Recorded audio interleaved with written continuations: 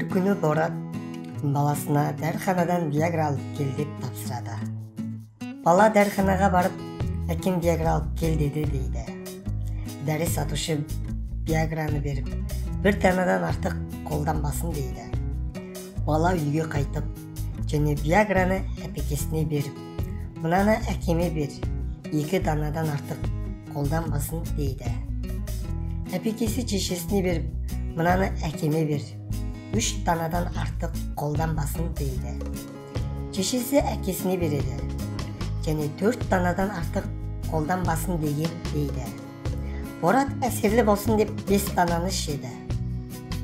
Ертеңгі күні таң дәрі сатушы баланы көреді, және не болғанын сұрайды. Бала, шешем өлді, әпекем ауруханада, және менің де көтім ауырып тұр дейді.